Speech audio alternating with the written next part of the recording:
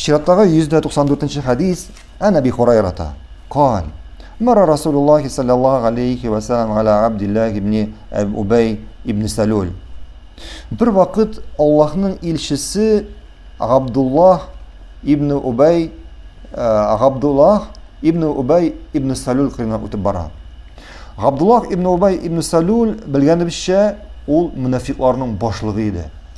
Мунафикларның башлыгы иде, ягъни Мәдинәдә булган бүтән явызлыкның пәйгамбәребезгә карата булган бүтән явызлыкның башлыгы иде. Абдуллах ибн Убай Салул. Ва хуа фи зилли аҗаматин. Бу вакытта Абдуллах ибн Убай ибн Салул Аҗамат исемле агачның күләгәсе астында ял итә иде.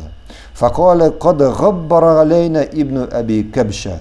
Хамиде пәйгамбәрбез саллаллаһу алейхи ва саллям аның кырыйнан үтеп киткәч, ул әйтә: Абу Кабшаның улы ди. Абу Кабшаның улы безгә тузан туздырды дип, ягъни килеп пәйгамбәргә шундый начар сүзләр әйтә. Фақала ибнуху Абдуллах ибн Абдуллах: والذي أكرمك وأنزل عليك الكتاب إن شئت لا آتيتك برأسك. Һәм бу вакытта Аллаһның илчесе белән янәшәдә шушы мунафиклар башлыгының улы пәйгамбәребез белән үтеп бара иде. Пәйгамбәребезнең янәшәсендә иде. Абдуллах ибн Убай ибн Салул мунафикларның башлыгы булса да, аның улы пәйгамбәребезнең сахабасыннан, мөэминнәрдән иде. Ислам динен кабул итте. Һәм ул шушы вакытта пәйгамбәребез белән янәшәдә бара иде. Һәм әтисенең шушы сүзләрен ишеткәч, пәйгамбәребезгә шулай дип әйткән сүзләрен ишеткәч, әйтте: "Мин ди сиңа хөрмәт күрсәткән, сиңа китап индергән зат белән, ягъни Аллаһ белән ант итәм, эй Аллаһның илчесе, әгәр син миңа әмер итсәң, мин хәзер әтиемнең башын сиңа алып килеп бирәм ди. Мин хәзер аның башын сиңа алып киләм ди." Фақала Нәби саллаллаһу алейхи ва саллям: "Ла, валакин бирра абака ва ахсин сухбата." Нәрсә әйтте пәйгамбәрбез саллаллаһу алейхи ва саллям? Бар башын алып кил дидеме? Юк диде. Ләкин әтиеңә игелек күрсәт. Әтиеңә игелек күрсәт һәм аның белән янәшәдә булганда аңа яхшы бул. Хадистәге файдаларга килсәк, беренче пәйгамбәрбез саллаллаһу алейхи ва саллям бер кашан да үзе өчен ачуланмады. Аңа суктылар, аңа төрле начар сүзләр әйттеләр аның турында. Аны киеменнән алып, якасыннан алып үстерәделәр үзләренә таба. Ләкин ул ачуланмады. Әгәр шушы мәсьәлә аңа кагыла икән, аның нәфсенә, лично аңа кагылса, ул бер кашан ачуланмады. Ләкин пәйгамбәрбез кайчан ачуланды? Пәйгамбәрбез дин мәсьәләсендә, әгәр дин турында бер кеше начар сүз әйтсә, әгәр дингә берәр гайб булса, пәйгамбәрбез шул вакытта ачуланды, хәтта аның бите кызарды, хәтта аның муенындагы томырлары кабарып чыкты. Ләкин ул үзе өчен бер кашан да ачуланмады. Габдуллах улы ягъни шушы мунафикның башлыгының куәте, иман көчлеге. Ул пәйгамбәребезгә, шушы әтисенең пәйгамбәребезгә карата шундый начар сүзләрен ишеткәч, хәтта ул әтисен үтерергә әзер иде. Әлбәттә, бу сүзләр безнең өчен бүген гаҗәп. Без гаҗәпләнәбез. Ничек инде шулай инде ул дип. Ничек инде шулай ул әтисен үтерергә әзер иде. Чөнки безнең иманыбыз кызганычка каршы сахабаларның иманы шикле түгел.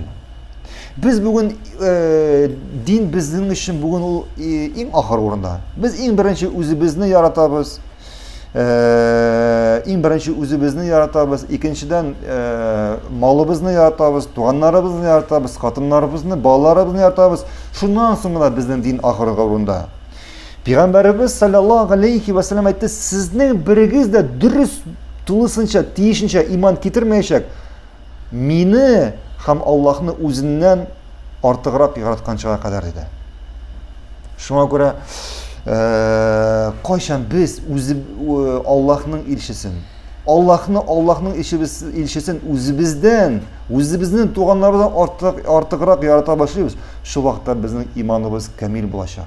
Шул вакытта безнең иманыбыз тулы, камил булачак. Шуңа камил булачак.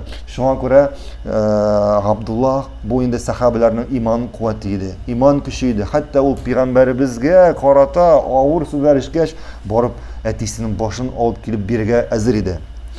Шулай ук бу хәдистә пәйгамбәребезнең йомшаклыгы, пәйгамбәребезнең йомшаклыгы һәм ислам диненә чакыру хикмәте. Ягъни шушындый авыр сүзләрдән бу бит мунафикларның башлыгы. Ләкин ул шулай дип әйткәч, пәйгамбәребез саллаллаһу алейхи ва саллям бер сүз әйтмәде. Бер сүз әйтмәде, аңа каршы бер сүз әйтмәде.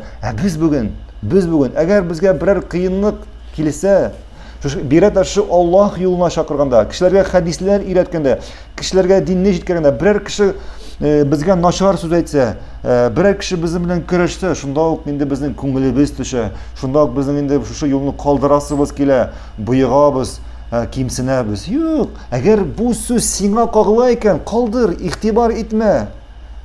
Ләкин әгәр бу сүз дингә кагыла икән, дин мәсьәләсе өчен икән, шул вакытта шушы хаклык өчен көрәшергә кирәк. Ягъни көрәшергә дигәндә әйбәттә инде нәрсә белән, гыйлем белән, матур сүз белән, йомшаклык белән, хикмәтлек белән. Шулай ук бу хәдистә файдаларга килгәндә, бу хәдистә булган файдаларга килгәндә, бу әти-әнигә карата игелек. Әти-әниең нинди генә булмасын, син аларга игелек күрсәтергә тиеш. Гынах эшлим ул, гынах эшләмим ул, бу синең эшең түгел. Ул аның белән Аллаһ арасында булган мөнәсәбәт. Абдуллах ибн Абдуллахның әтисе мунафикларның башлыгы иде. Мунафик ул, Аллаһ субханәһу ва тааля Коръәндә әйтә, фиддаркил асфали минан нар. Җәһәннәмнең иң түбән өлешендә булачак. Ләкин шуңа карамастан Аллаһның илчесе аңа игелек күрсәтергә әмер итте. Шуңа күрә бүгенге көндә әтиеңнең халаты нинди генә булмасын, әниеңнең, әтиеңнең халаты нинди генә булмасын, гынах эшлим ул, гынах эшләмим ул, Аллаһка гыйбадат кылам ул, Аллаһка гыйбадат кылмыйм ул. Бу Аллаһ сиңа әмер иткән игелеккә каршы килми. Син аңа нинди халәттә дә игелек күрсәтергә һәм аларга буйсынырга тиеш. Ләкин нинди вакытта гына без әти-әнигә буйсынмыйбыз? Әгәр алар гынах эшләргә әмер итсәләр. Алар сиңа гынах кылырга әмер итсәләр, бу вакытта без аларга буйсынмыйбыз. Ләкин моннан кала бар нәрсәдә дә аларга буйсынабыз, аларның әмерләренә буйсынабыз һәм инде аларга кулыбыздан килгәнчә игелек күрсәтәбез. Баракаллаһу фикум. Дәвам итәбез.